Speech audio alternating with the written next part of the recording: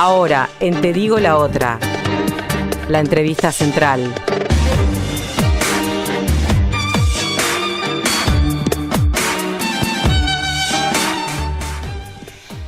Manuela Muti es salteña, tiene 30 años, es profesora de Historia egresada del IPA y diputada por el MPP desde el año 2015. Sobre la actualidad del Frente Amplio, de las ideas tupamaras, el actual rumbo de este tercer gobierno frente amplista y sobre lo que puede proponer la izquierda a la ciudadanía para lo que puede llegar a ser un cuarto periodo en el poder, es que vamos a estar conversando con ella en los estudios de la Uniradio de Te Digo la Otra. Manuela, un gusto tenerte con nosotros. Un gusto, la verdad, estar participando de este programa. Gracias por la invitación. La verdad tenía pilas de expectativas de venir porque es un programa que me lo han comentado muchísimo en el interior, si bien no los podemos escuchar, pero sí me lo han comentado mucha gente que ha venido y que los escucha, y la verdad que estaba bien entusiasmada de que iba a venir para acá. A la gente del interior que si quiere escuchar Te Digo la Otra puede encontrar lo mejor y lo peor de nuestros contenidos en el canal de YouTube de Te Digo la Otra. Así que no hay excusa. Metiste chivo ahí ya, ¿no? Claro, siempre hay que meter el enganche. Bien, Manuela, tú sos familiar de presos políticos, por lo cual, bueno, podemos asumir que desde chica estuviste vinculada, digamos, con la política, o sea, un tema que estaba siempre presente, y empezaste tu militancia desde muy chica, desde los 14 años más o menos. Contanos de tu trayectoria y de este interés por empezar a militar tan pequeño. Bueno, a mí me pasó eso, ¿no? Me crié en una casa donde se masticaba política. Mi viejo es expreso político por el MLN, Tupamaros.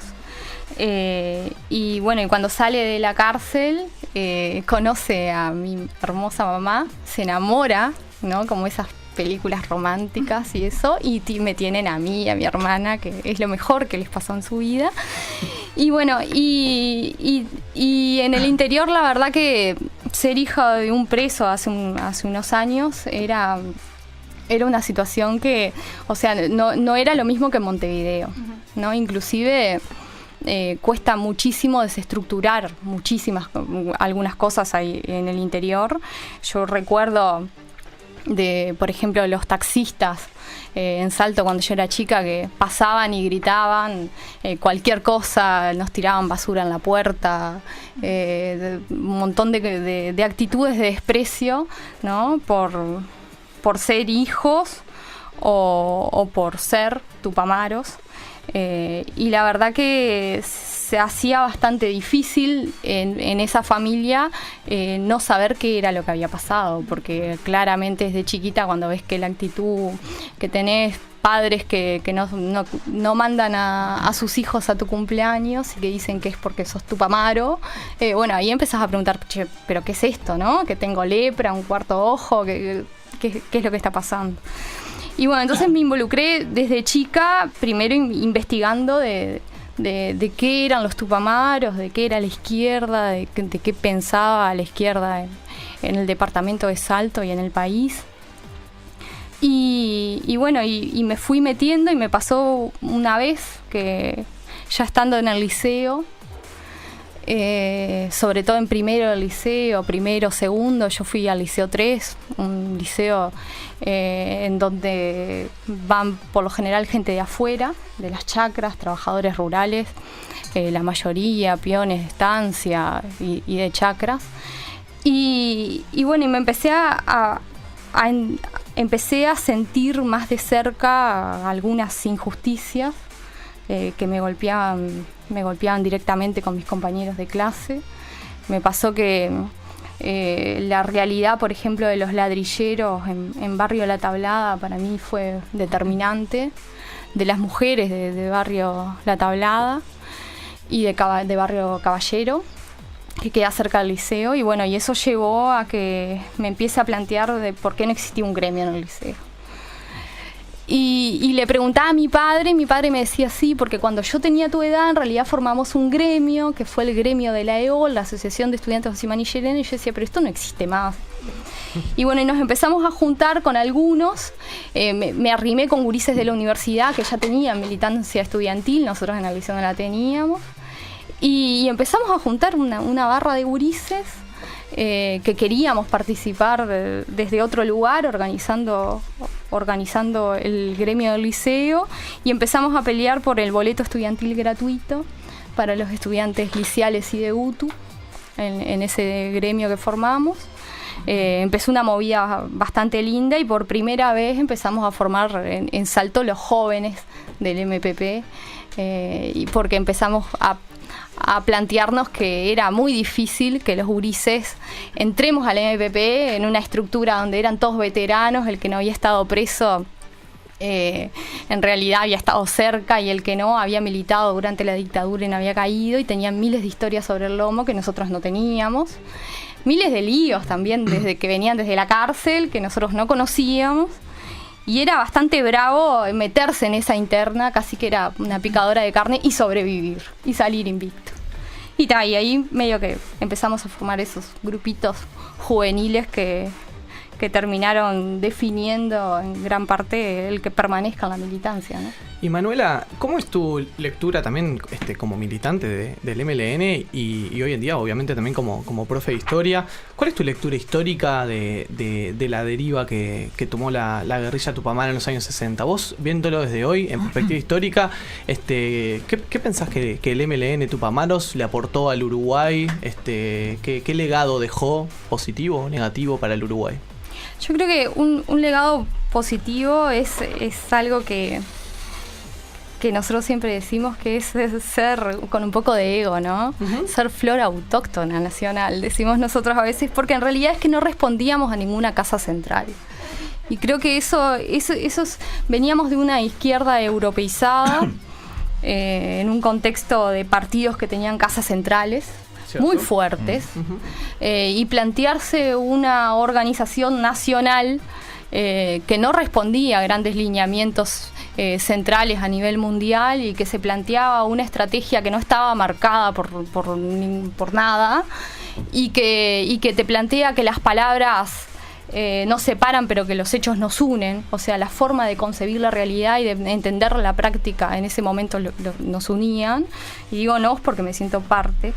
Eso creo que fue otra forma de mirar el pensamiento de izquierda y de construir una izquierda no tan acartonada, basada en otras cosas más sensibles, más palpables y con un análisis más nuestro, ¿no? Creo que ese es un gran aporte que hubo, que fue también el permitirse formar a través de un mismo movimiento que esté conformado por gente que piensa diferente, ¿no? El MLN estuvo formado por socialistas, por comunistas, por anarcosindicalistas, por blancos, por colorados.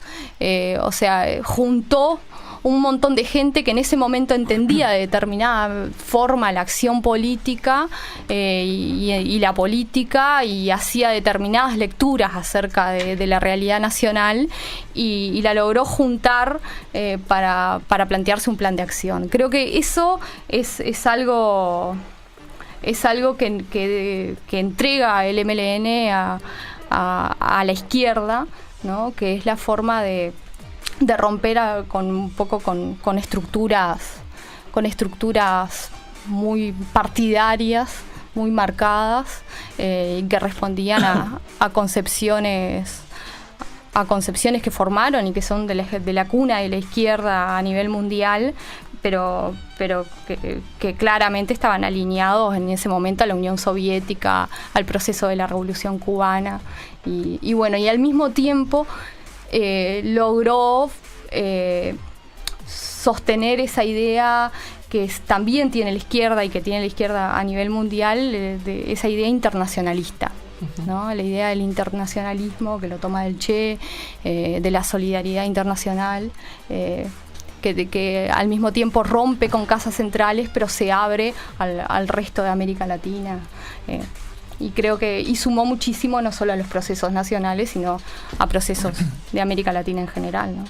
Bien, Manuela, siguiendo entonces con la evaluación que haces o el balance que puedes hacer de lo que fue el proceso de los 60 y en particular del MLN, ¿qué balance haces o cómo considerás, si tuvieras que mirarlo desde hoy, obviamente, lo que fue la lucha armada? ¿Te parece que fue un instrumento legítimo para aquel momento? ¿Cómo lo considerás hoy desde el 2017, obviamente, con los sesgos que puedas tener? Bueno, yo creo que claramente en ese momento fue válido. Creo que a veces analizar la historia con el diario del lunes es un poco, no es justo, ¿no? Pero analizando la historia desde ese lugar, desde que en realidad se estaba viviendo una escalada de violencia en América Latina en ascenso, con un proceso de la Revolución Cubana que había sido por las armas, y bueno, y los golpes de Estado que se venían dando en el resto de América Latina. Creo que el formar al principio el coordinador, ¿no? Que fue ese coordinador en defensa de las marchas cañeras, porque se estaba dando antes de que surja el MLN, nosotros ya teníamos muertes de estudiantes, teníamos trabajadores apaleados, habíamos tenido ya teníamos las primeras marchas de los cañeros que salían desde Bella Unión, desde Salto, Constitución, Belén y Paysandú, y bueno, y era necesario claramente empezar a formar un equipo de autodefensa, porque es muy difícil recibir palos y quedarse mirando, ¿no? Yo creo que las circunstancias llevaron a tomar determinadas medidas. Creo que nunca nadie prefiere la acción violenta. Creo que justamente la acción violenta siempre que se pueda hay que evitarla, ¿no? Eso está de plano. Pero sin duda que veníamos de una escalada violenta importante a nivel de toda América Latina y de procesos de golpes de Estado que ya estaban anunciados. Fíjate que se decía de que si ganaba el Frente Amplio íbamos a tener una invasión brasilera en cuestión de 72 horas, ¿no? ¿Qué hay hoy en los gobiernos del Frente Amplio del ideario del MLN? ¿Qué hay hoy del socialismo y la liberación nacional del MLN en los gobiernos del Frente Amplio? Yo creo que hay varias cosas. Por un lado, hay un proceso que a veces desconocemos, que se dio en el interior, que se refiere, por un lado, a los derechos de los rurales. Claramente, en mi caso, yo fui docente rural en el momento que se votan las 8 horas del trabajador rural, y la visión de mis estudiantes era, pero profe, esto no va a pasar nunca. ¿No? El día que venga acá al Ministerio de Trabajo y abra una portera, yo lo quiero ver porque esto no va a pasar, ¿no? Eso por un lado. Por el otro, que hoy vamos en un creciente crecimiento a través del Ministerio de Colonización, por ejemplo, en la entrega de tierras a proyectos colectivos y cooperativos en el agro. Creo que ese tipo de emprendimientos rescata un reclamo, ¿no?, originario, que es el tema de la distribución de la riqueza, de la tierra. Si bien le venimos cerrando bastante en todo lo que se refiere a la extranjerización, el proceso de extranjerización de la tierra, que ha sido muy grande, también hemos ido ganando terreno en el desarrollo de comunidades agrarias gestionadas y autogestionadas por trabajadores. Creo que ese ha sido un logro que pasa por lo económico, pasa por la voluntad política, pero también pasa por lo cultural, ¿no? El haber logrado que romper con el individualismo agrario, del asalariado agrario, ha sido importante durante todo este proceso, que es lento pero que viene siendo consolidado. Y con eso el permitir el desarrollo del sindicato de peones de estancia y de organizaciones que en el interior ni miras existían, había posibilidades de que sobrevivan directamente. Se amplificó la capacidad de denuncia a través del Ministerio de Trabajo. Eso creo que es y la acción del mismo sobre ellas. Y después otro de los elementos creo que importante en esa materia es el crecimiento de la economía alternativa y de la economía solidaria en cuanto a cooperativismo y todo eso. Creo que son experiencias que para mí generan los gérmenes de una sociedad nueva, ¿no? Tú eres profesor de historia y nosotros siempre decimos que, como decía Perry Anderson, ¿no? Que la sociedad nueva se construye en la sociedad vieja y que siempre en la sociedad nueva van a existir elementos que pervivan de esa sociedad vieja y en la sociedad vieja comienzan a existir gérmenes de la sociedad nueva, ¿no? Ese tránsito, cómo se construye. Y yo creo que la tarea nuestra hoy del MLN es identificar cuáles son aquellos elementos que apuestan a una visión estratégica de una sociedad del futuro, ¿no? Y creo que ese es uno, y sobre esos hay que trabajar y fortalecerlos. Otro de los aspectos que creo que van hacia eso es la ampliación de la cobertura en educación.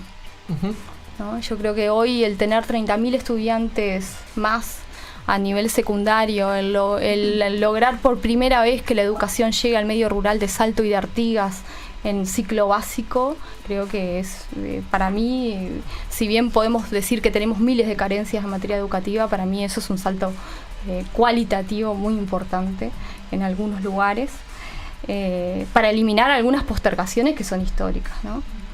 Otro elemento que es una postergación histórica que teníamos es la electrificación rural. Nosotros tenemos concentrado en el interior un montón de población que tenía un no acceso a cosas.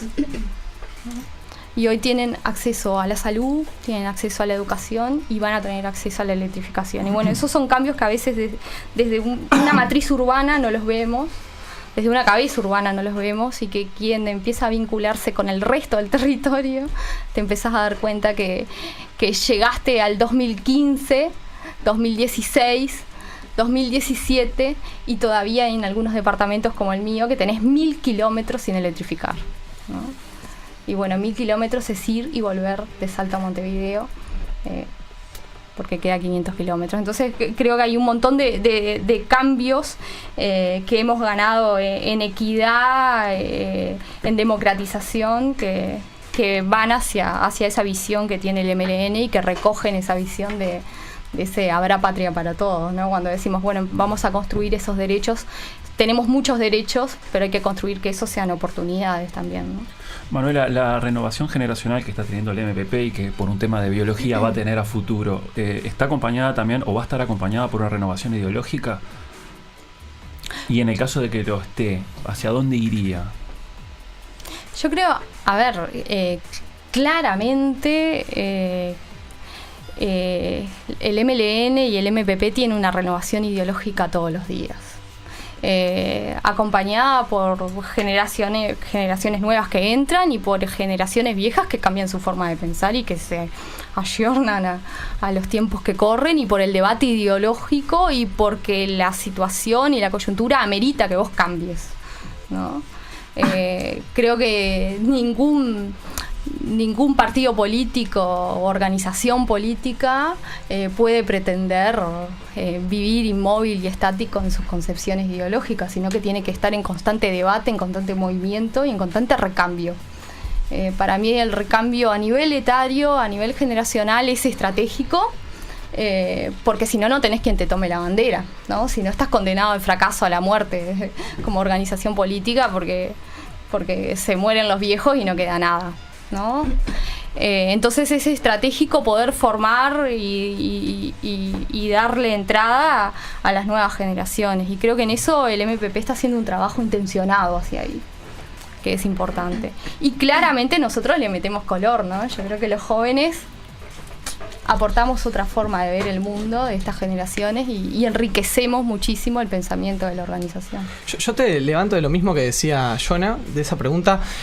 También está el hecho de que, bueno, es innegable que cuando el MPP ha presentado para cargos ejecutivos más o menos importantes candidatos que no han sido Mujica, no los alcanzó, ¿no? Digamos, ahí hay como un tema. Uno puede ver que bueno, que es verdad que hay como una barra joven del MPP que tiene como visibilidad y que se nota que se mueve y ni que hablar. Hay bueno, referentes ahí como Pacha Sánchez o como Sabini que juegan en la gran política, si se quiere, juegan en la cancha mayor de la política, son interlocutores para la oposición, para el resto de los sectores del Frente Amplio, pero hasta ahora pareciera como que el MPP no ha sorteado la prueba de fuego de ganar algo sin Mujica.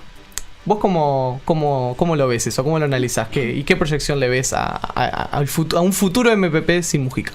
Bueno, yo creo que ese tema también surgió cuando se moría el Bebe, ¿no? Uh-huh. Decían, bueno, ahora qué va a hacer el MLN sin el Bebe. Se terminó. Porque en realidad no va a tener... Yo creo que hay algo que sucede, de hecho, en la vida social, ¿no? Es que vuelven a surgir interlocutores que representan y representan el sentir del pueblo o de las organizaciones políticas y sociales. Eso no me genera preocupación. Lo que sí... creo que el MPP ha ganado muchas cosas con el PP, uh-huh, y también por mérito organizativo y por mérito propio. Creo que en el interior, por ejemplo, si bien gran parte de los votos del MPP se responden al PP, ¿no? Uh-huh. A que la gente vota al PP, también tenés el trabajo atrás de organizaciones, el trabajo de compañeros que son referentes en sus localidades, que son referentes en sus departamentos, y que son el contacto más directo que tiene la gente en el cara a cara, ¿no?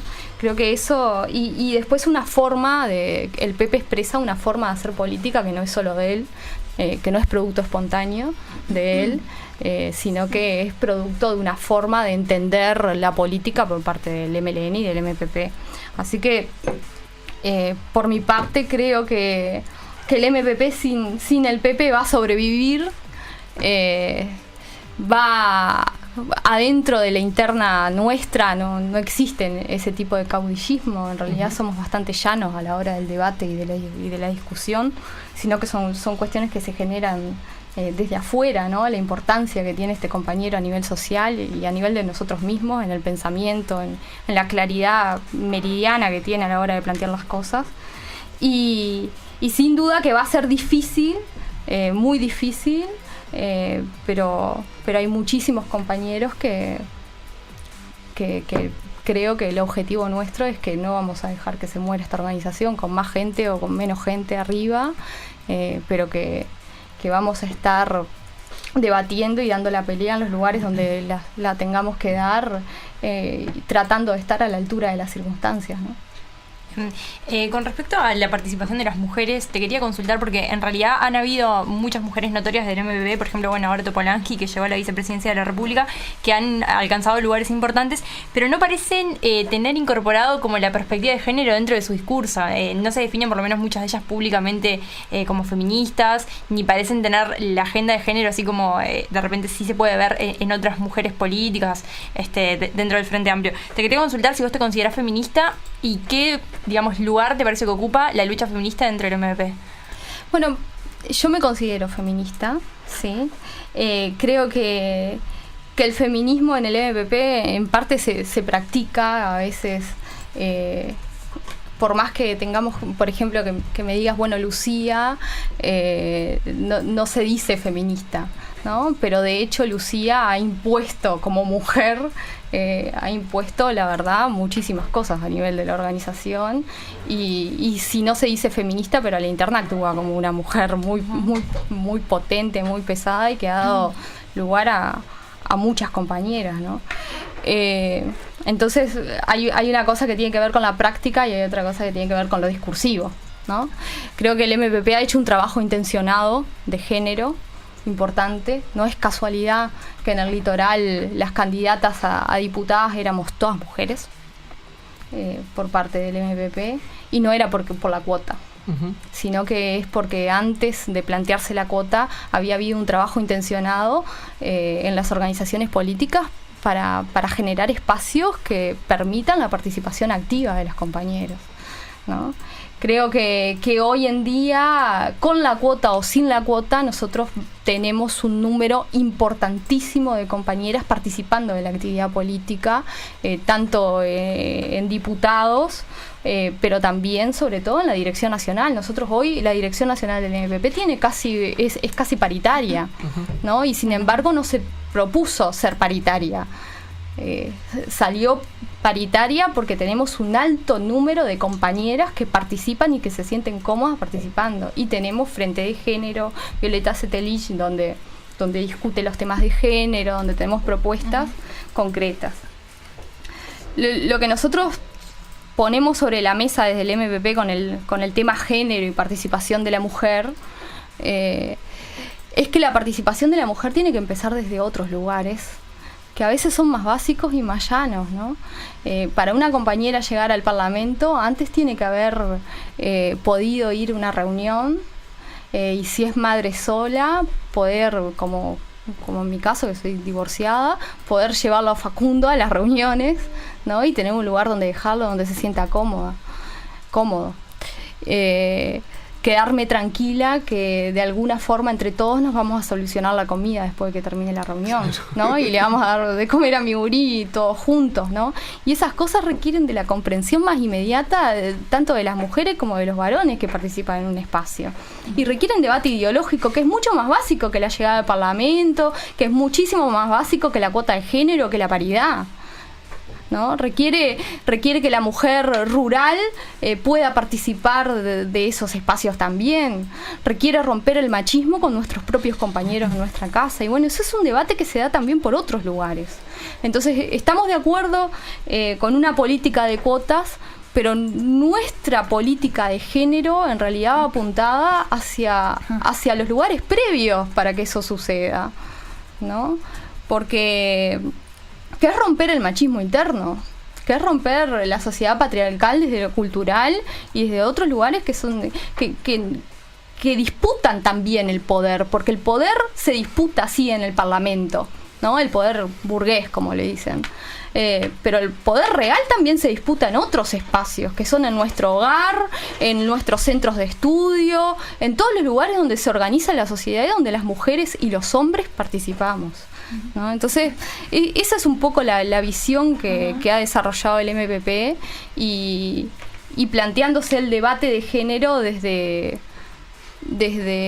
el lugarcito, desde el escaloncito más lejano hasta los lugares de participación política en el Parlamento. Y bueno, y se ha expresado en las listas, sin duda, ¿no?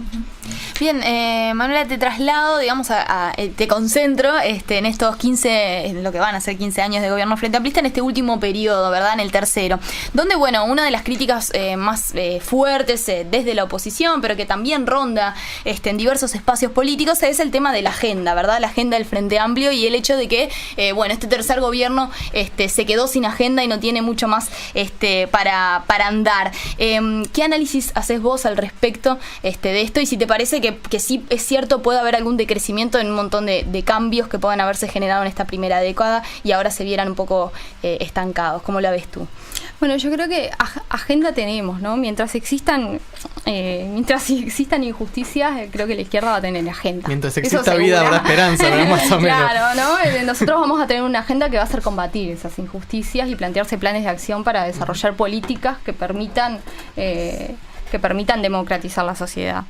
Creo que nos falta profundizar en materia educativa. Nosotros hemos logrado aumentar la matrícula, pero nosotros tenemos que profundizar en mejorar los contenidos, en mejorar el nivel educativo, creo que eso sin duda, y también mejorar los egresos con contenido. Yo miraba el otro día unas gráficas de PISA en las cuales planteaba que Uruguay en América Latina era el segundo con mejor nivel educativo después de Chile. ¿no?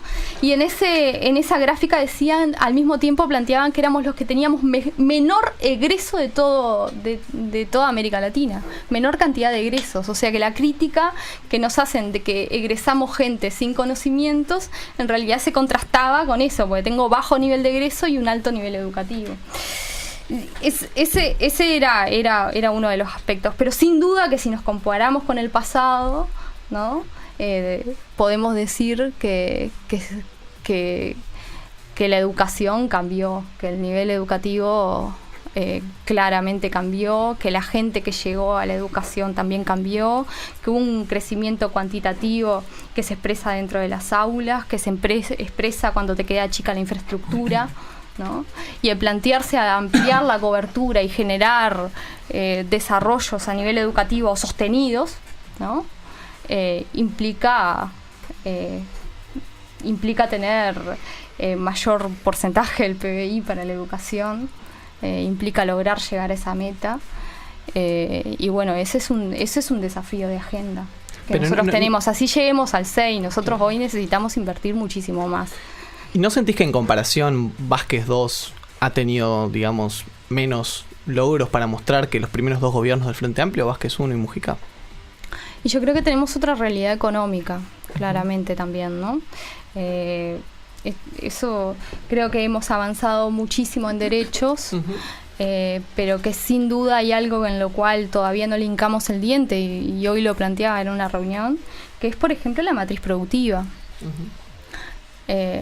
Nosotros en el litoral estamos teniendo grandes problemas en relación a propuesta productiva, a matriz productiva. Yo tengo un montón de gente capacitada, pero que no tengo empleo, ¿no? Y tenemos en Salto, por ejemplo, una desocupación que supera ampliamente la media de desocupación nacional.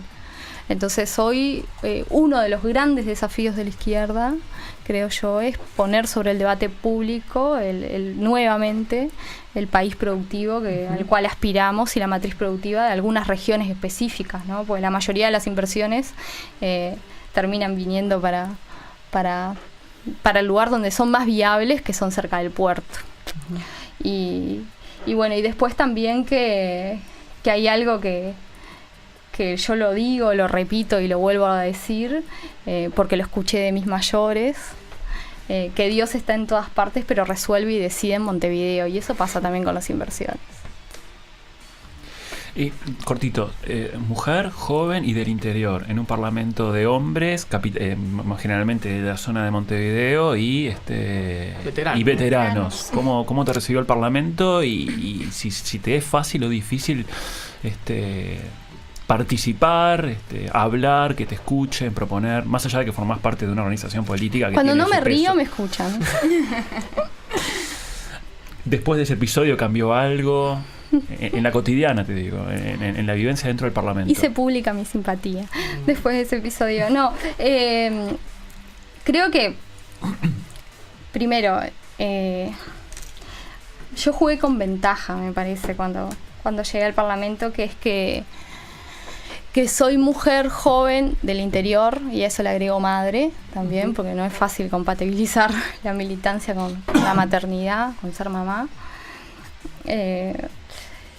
Pero una de las ventajas con las que jugué es que al militar desde hace bastante tiempo en el MPP y conocer a la fuerza política y por ende a muchos compañeros, y que haya entrado una camada joven de gurises con los cuales tuve la oportunidad de militar desde otros lugares, me llevó a que cuando llegué al Parlamento tenía al Tati, ¿no? Que ya lo conocía porque era de los jóvenes de Canelones cuando yo era de los jóvenes del interior. Tenía a Daniel Casciani, que era de los jóvenes de Montevideo cuando yo era de los jóvenes del interior. Y tenía compañeros con los cuales había tenido un trato cotidiano, con el Pacha, y después con los veteranos, ¿no? Nosotros, muchos de los compañeros más veteranos me conocen desde que soy muy chiquita. Pero aparte, en esa mezcla generacional que tiene el MPP en las reuniones, tuve la oportunidad de discutir y conversar de igual a igual con muchos de ellos en múltiples oportunidades. Entonces me pasó que ellos ya me conocían y que yo ya los conocía. y que eso ayudó a que un poco te orienten, ¿no? Te digan dónde queda el baño, dónde queda la cantina, pero también te expliquen cómo es un proyecto de ley, cómo es la reglamentación de la Cámara. Desde lo más básico. El reglamento interno, que también tiene sus vericuetos. Exactamente, de las comisiones, ¿no? De la forma del trabajo parlamentario. Y después que te digan cuándo se te va la moto, ¿no? Claro. ¿Qué cosas se dicen y qué cosas se guardan, ¿no? Porque a veces la militancia cotidiana en una reunión donde somos todos del MPP o de izquierda o del Frente Amplio es una cosa, pero cuando estás con la oposición y en realidad hay negociaciones y hay conversaciones y hay... Bueno, es verdad eso que se dice mucho, que cuando se apaga la cámara somos todos amigos, o más o menos son amigos los parlamentarios, eso de que bueno, que hay peleas o discusiones que claramente se hacen cuando se sabe que esto va a repercutir y que esta discusión, este intercambio medio así subido de tono, se sabe que los medios lo van a levantar, etcétera, y después cuando, bueno, se apagó la cámara, en realidad hay muchas amistades inesperadas en el Parlamento que uno afuera no tiene ni idea, y fulano sí vulgarmente se pueden cagar a pedos en una discusión parlamentaria y en realidad no. En realidad después... No, hay lo que hay, a ver, si bien hay distancias insalvables en materia ideológica, yo creo que todos somos personas y seres humanos ahí adentro, que convivimos muchísimo tiempo juntos en un ámbito de trabajo parlamentario, y a pesar de las diferencias, por suerte tenemos la madurez política de poder reírnos de un chiste, de preguntarnos cómo estás, cómo te sentís, si tenés un familiar enfermo ahí, qué pasó con tal cosa, ¿no? De tener ese tema de respeto y de compañerismo, me parece, acuerdo que hace un tiempo, en esa materia, ¿no? Hace un tiempo los medios levantaron algo que debería ser tan cotidiano, pero que era que una reunión en la cual estaban Topolansky y Bordaberry en Torre Ejecutiva, y Bordaberry le llevó en la camioneta a Lucía de vuelta al Parlamento, algo así, y que bueno, que les preguntaron, miren, o sea, Lucía Topolansky se subió a la camioneta y fue todo el viaje con Bordaberry de vuelta al Parlamento, y cuando le preguntaron a ella, Bordaberry dijo, sí, no, claro, tengo una muy buena relación con... Bueno, en el fondo son humanos, ¿no? A mí me ha pasado de salir de programas de radio y ir todos al Parlamento y no tiene sentido pedir 3 taxis. Que uno se pide un taxi, que el otro se vaya en auto, no tiene pie ni cabeza, y eso por suerte habla bien, creo yo, del Parlamento y de la ciudadanía, ¿no? Que, o sea, triste sería si terminás el debate y salís de ahí, ninguno se habla, se llevan mal, o sea, expresan toda la violencia del debate político, lo expresan en la vida cotidiana. Eso porque no está García Pintos, ¿no? Que era un tipo más combativo. Era un gran polemista. Viste, hay con personas que es más difícil en realidad tener... el trato más humano, capaz. Tener un trato más humano. Porque te hacen calentar en serio. Hay algunos que te hacen calentar en serio. Claro, porque hay algunos que por más que o sea, no, la verdad que no le sacás una sonrisa de ninguna forma. Y bueno, pero son parte del relacionamiento humano. Te quería preguntar algo más, que es que en las últimas semanas un hecho del cual no se habló mucho, pero a mí me parece tremendamente relevante, que es que del MPP se ha presentado una propuesta, un proyecto de ley, o se va a presentar para analizar la posibilidad de implementar en Uruguay una renta básica universal, un ingreso ciudadano, bueno, no sé con qué nombre lo van a llamar, pero más o menos esta discusión que en este último año en la academia se está teniendo muy fuerte, y que en el mundo es un debate que viene cada vez como más importante, y que se empieza a ver experimentos en el mundo sobre este tema. ¿Vos qué pensás de esa propuesta? Y que es parte de la agenda para el próximo gobierno, Ajá. ¿verdad? Porque eso sí también es parte de la agenda. Y creo que esto responde a un cambio mundial que se ha dado en materia del mundo del trabajo y de la tecnología. Claro. ¿No? Nosotros vamos hacia un mundo donde el empleo decrece por la inclusión de la tecnología en el trabajo, y eso requiere menor mano de obra, ¿no? Y tenemos que buscar la forma en que la riqueza realmente se distribuya, ¿no? Entonces creo que la renta básica a lo que apunta es a eso, ¿no? A generar una especie de una remuneración para todos por igual, que garantice las necesidades básicas en un mundo que se nos viene, en el cual la riqueza cada vez es mayor porque tenemos mayor capacidad productiva, pero el empleo y la distribución cada vez es menor y se concentra, si no, en poquitísimas manos. Entonces, el plantearse esa posibilidad responde a un análisis mundial que se está dando, que es el cambio de las relaciones laborales en este mundo de inclusión tecnológica, donde si no muy pocas personas van a amasar grandes fortunas, ¿no? Y sin duda que vamos hacia ahí, y por eso es que es un objetivo muy justo, y hoy más que nunca en miras a que el mundo va para ahí, mucho más justo es plantearse la distribución de la riqueza al máximo, y nunca más viable el combatir las relaciones de explotación capitalista y de desigualdad que genera el sistema capitalista. Yo creo que hoy nos tenemos que plantear que inevitablemente, si no cambiamos el modelo productivo a nivel mundial, vamos hacia una situación de grandes excluidos, de grandes masas de excluidos, y pocas personas con el poder tecnológico y con los conocimientos, donde un montón de gente queda colgada del pincel. Y ya no va a existir esa teoría del derrame que nunca derrama, ¿no?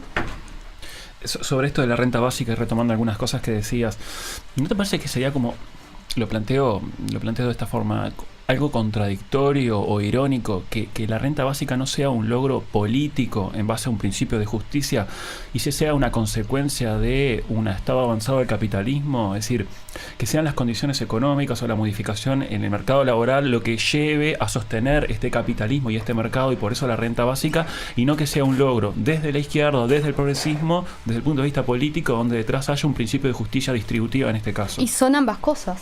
En realidad son ambas cosas.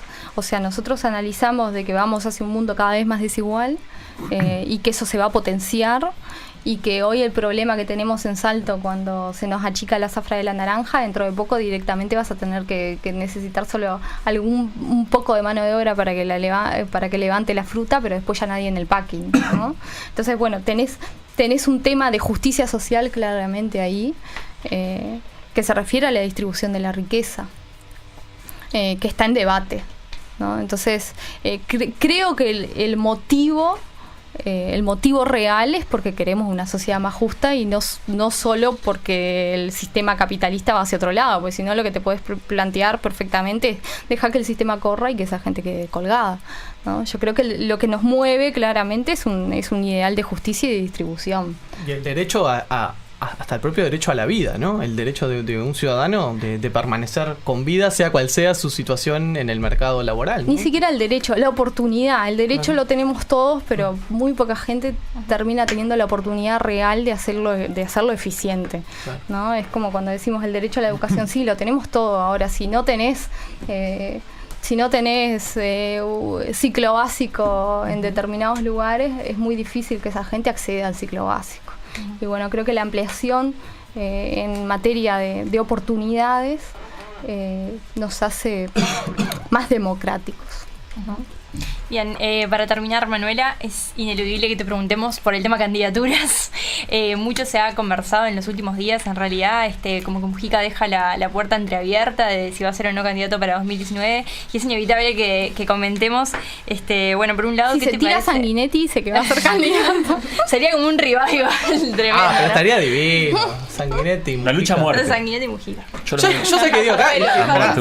Un duelo. Sería un duelo. Dos tipos que estuvieran a favor de su momento del duelo. Sería Probablemente, bueno, Sanguinetti participó en varios y está a favor. siempre Y no dijo que tendría que Y existir. Sanguinetti no perdió ni un solo duelo. Pasa que Sanguinetti Ni una vuelta. al igual que Jorge Valle, eran dos pillos, porque ellos en realidad practicaban ni mucho. Claro. Esgrima y tiro. Entonces, eran Yo digo versados que- en el y tema. lo bueno del duelo es que nos ahorramos la plata de las elecciones. Van a duelo, el que gana, pum, presidente. Es muy televisivo, además. Está bueno. Está, ese es Super Bowl. Muy polémico. Ver a dos octogenarios batirse a duelo pues es la cosa más Pero triste. qué honor, qué lindo. No.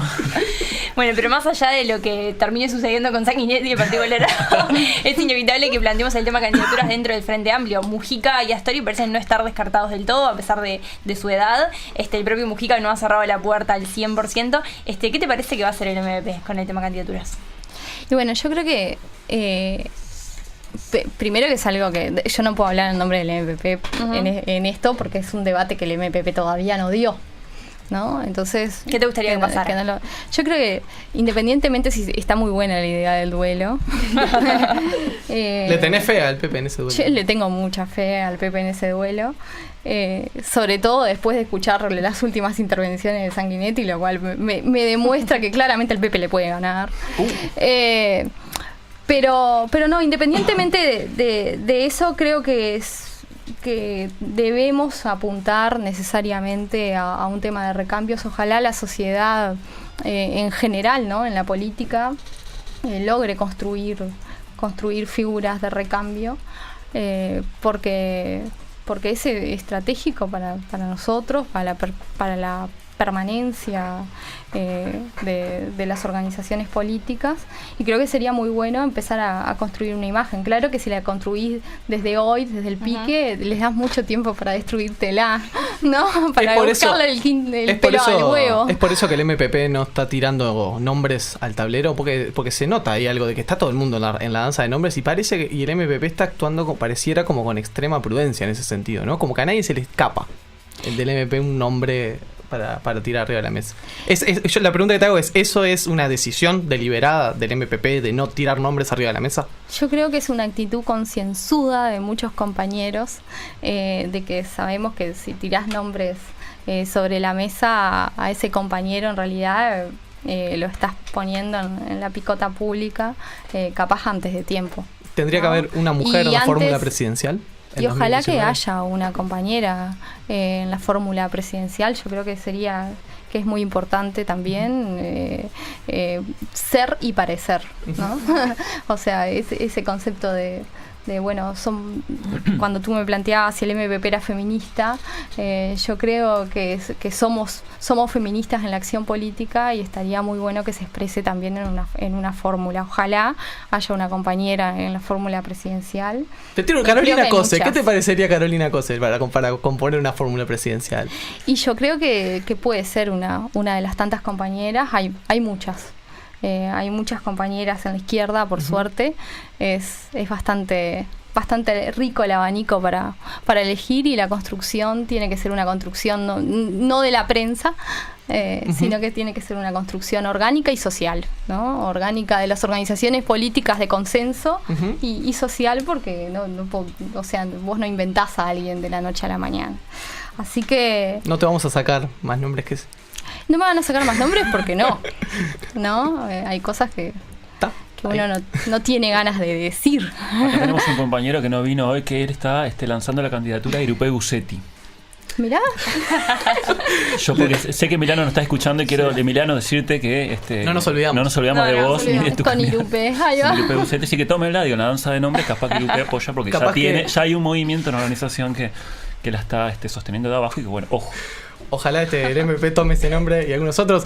Vamos a pasar a la última. Y puede ser nuestro, como no, ¿verdad? Eso también está arriba de la mesa, ¿no? Exactamente. Vamos a pasar a la última parte de esta entrevista con Manuela Muti, diputada del EPP.